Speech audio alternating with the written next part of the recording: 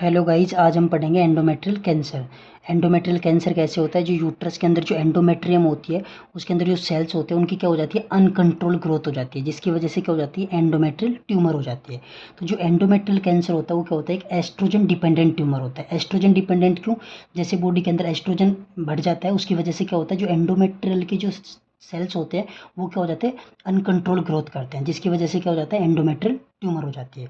तो जो most common endometrial cancer होता है वो कौन सा होता है, एडिनोकार्सिनोमा। एडिनो मीन्स क्या होता है, ग्लैंड।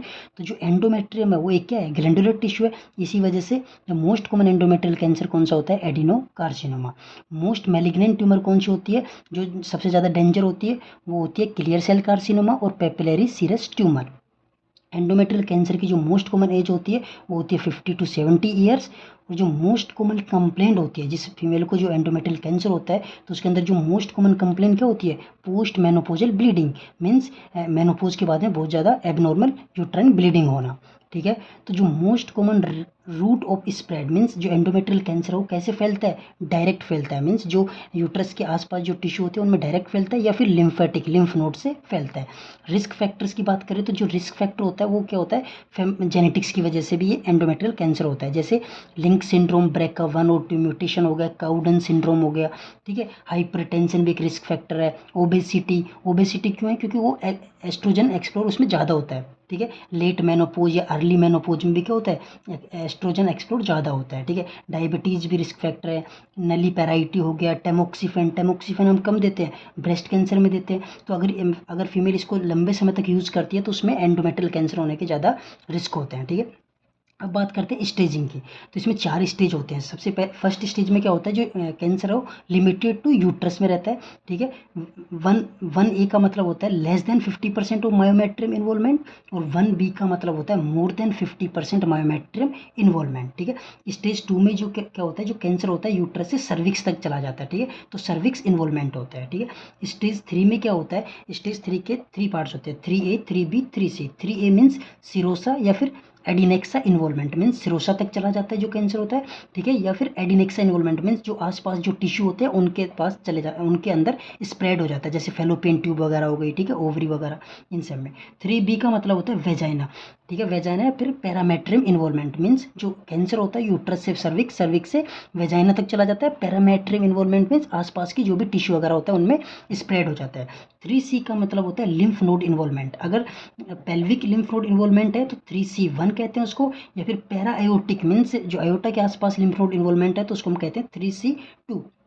स्टेज 4 में क्या होता है, जो कैंसर होता है वो मेटास्टेसिस मीन्स डिफरेंट ऑर्गन्स तक चला जाता है। जैसे अगर ब्लैडर या बाउल तक स्प्रेड हो गया तो उसको हम कहते हैं 4A, या सुपरफिशियल इंग्वाइनल लिम्फ नोड्स तक स्प्रेड हो गया तो उसको हम क्या कहते हैं, 4B। ठीक है। अब बात करते हैं जो एंडोमेट्रियल कैंसर होता है वो 2 प्रकार का होता है। एक होता है टाइप 1 एंडोमेट्रियल जिसको हम एंडोमेट्रोइड भी कहते हैं, एक होता है टाइप 2 एंडोमेट्रियल कैंसर। ठीक है।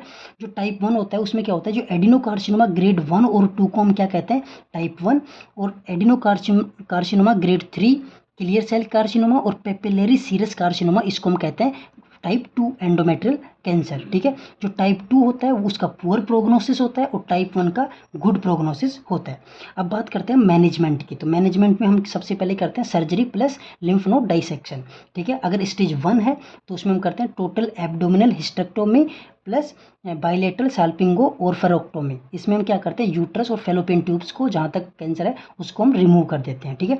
स्टेज 2 और 3 में क्या करते हैं हम, स्टेज 2 और 3 में हम करते हैं वर्दाइम हिस्टेक्टोमी। वर्दाइम हिस्टेक्टोमी में क्या करते हैं, हम यूट्रस हो गया और जो upper part of the cervix होता है और जो नियर बाई स्ट्रक्चर्स होते हैं उसको हम रिमूव कर देते हैं। स्टेज 4 में हम क्या करते हैं, डी बल्किंग सर्जरी। इसमें जो भी जहाँ तक जो कैंसर फैला है उसको हम क्या कर देते हैं, रिमूव कर देते हैं। ठीक है। क्योंकि इस स्टेज में क्या होता है, कैंसर बहुत ज़्यादा फैल जाता है, तो जितना होता है उतना कैंसर टिश्यूज़ को रिमूव कर देते हैं। ठीक है। अब सर्जरी के बाद में हम क्या करते हैं, पोस्ट ऑपरेटिव थेरेपी देते हैं। तो पोस्ट ऑपरेटिव थेरेपी हम पेशेंट की रिस्क के बेस पे देते हैं। अगर लो रिस्क पेशेंट है तो कोई पोस्ट ऑपरेटिव थेरेपी नहीं देते। अगर हाई रिस्क पेशेंट है तो उसमें हम कीमोथेरेपी प्लस रेडियोथेरेपी देते हैं। अब कीमोथेरेपी में हम क्या देते हैं, सिस्प्लेटिन प्लस पैक्लीटेक्सेल देते हैं। ठीक है। और अगर इंटरमीडिएट रिस्क है तो उसमें हम क्या करते हैं, एक्सटर्नल बीम रेडियोथेरेपी उसको हम देते हैं। तो आज के लिए इतना ही गाइस, मिलते हैं नेक्स्ट वीडियो में। अगर आपको हमारी वीडियो पसंद आई हो तो प्लीज़ चैनल को सब्सक्राइब करें, कमेंट करें, लाइक करें। Thank you.